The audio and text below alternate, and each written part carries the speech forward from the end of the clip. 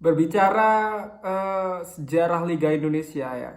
Nah, salah satu tim yang menurut saya ini cukup disegani lawan dari Pulau Kalimantan yaitu dia Persiba Balikpapan. Namun sampai di pekan keempat Liga 2 di edisi tahun ini itu Persiba Balikpapan bahkan belum pernah menang sama sekali ya. Hanya bisa mengumpulkan 1 poin dari 4 laga. Yaitu 1 poin didapat menang melawan Persipura waktu away ke Jayapura ya. Nah, itu 1 poin yang berhasil diraih oleh anak asuh dari Neil Maizar ini.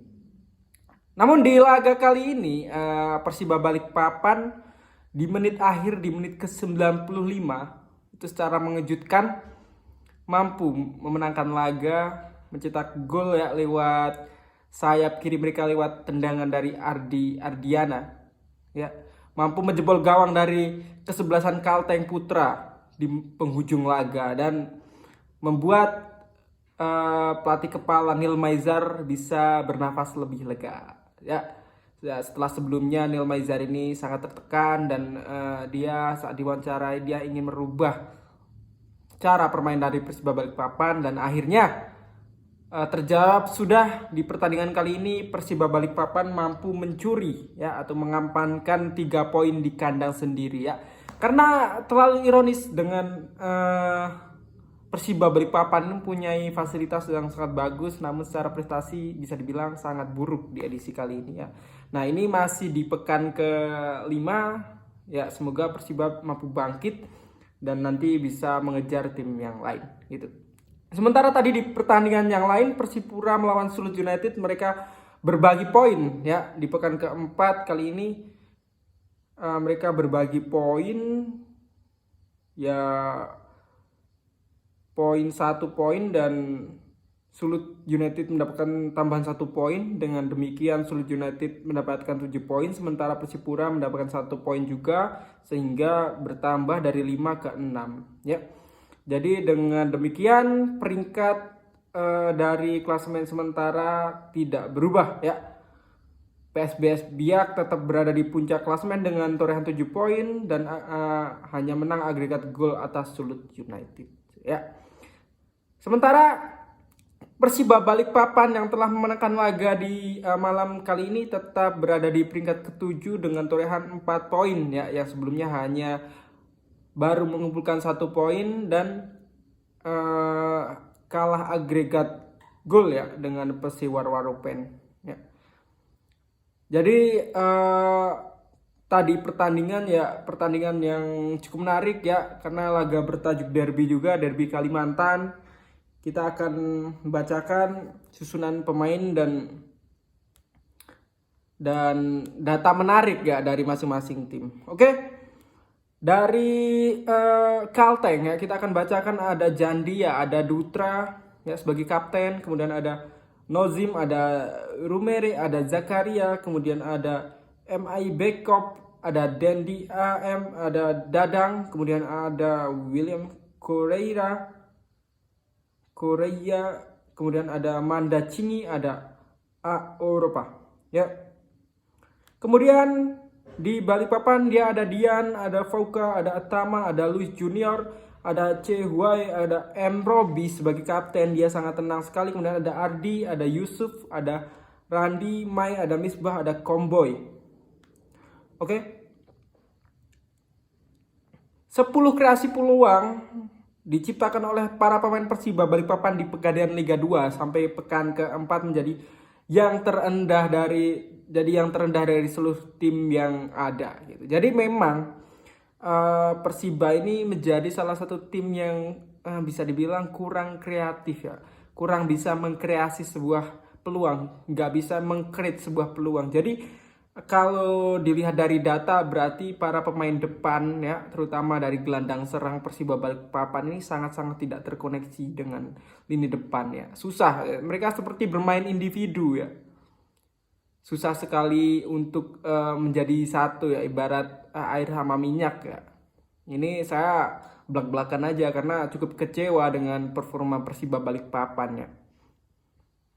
Kemudian dari Kalteng ada 4 dribble sukses diraih oleh Nazim di Pegadaian Liga 2 hingga pekan 4. Raihan tertinggi di antara pemain asing Kalteng Putra lainnya.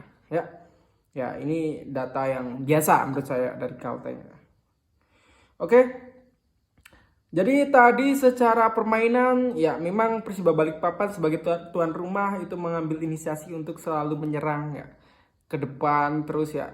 Namun lagi-lagi yang seperti saya bilang tadi dari permainan Persiba Balikpapan ini kurang bisa bermain secara komunal, kurang bisa bermain secara komunitas gitu. Jadi mereka bermain individu karena sepak bola kita tahu tim ya.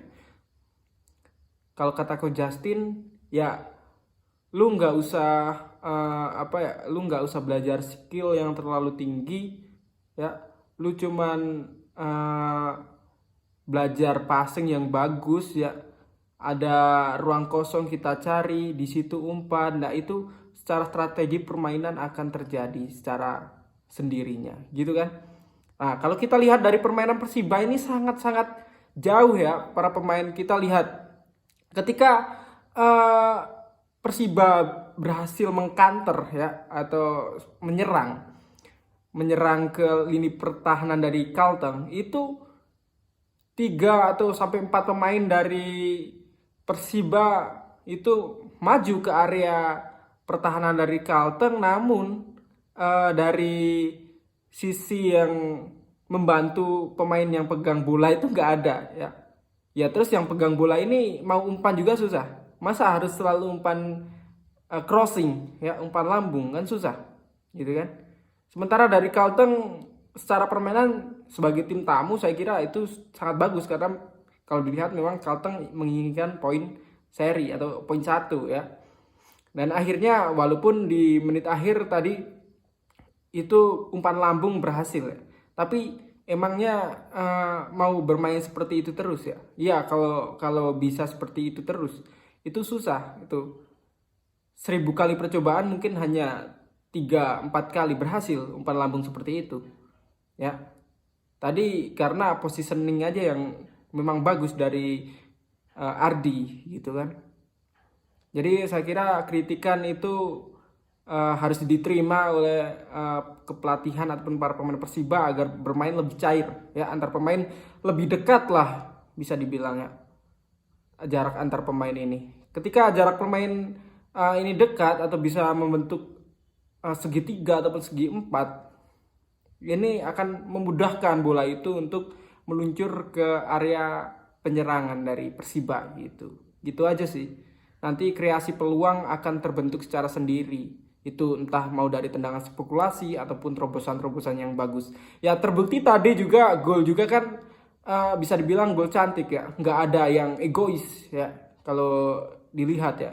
Ardi udah mendapat bola, namun dia nggak langsung syuting. Dia bahkan umpan dulu tuh ya. Terus 1-2 dan mampu dengan ketenangannya menceploskan bola ke gawang lawan. Dan gol 1-0 untuk Persiba di babak kedua di tambahan waktu ya di menit ke-95. Nah, ini menjadi poin penting. Setidaknya walaupun Persiba Balikpapan belum bisa naik dari klasemen ke juru kunci, namun setidaknya ini membangun mental pemain nantinya agar bisa bangkit ya. Karena kurang seru juga Liga 1 nggak ada Persiba ya. Kita tahu Persiba punya stadion yang cukup bagus juga, nanti bisa kalau orang bilang bisa dipamerkan ya kepada di seluruh penjuru negeri bahwa Balikpapan mempunyai stadion yang cukup bagus dan mempunyai tim yang cukup solid. Kemudian ada Balistik sebagai supporter yang cukup fanatik juga gitu kan. Jadi sekian video dari saya, sampai jumpa di video selanjutnya.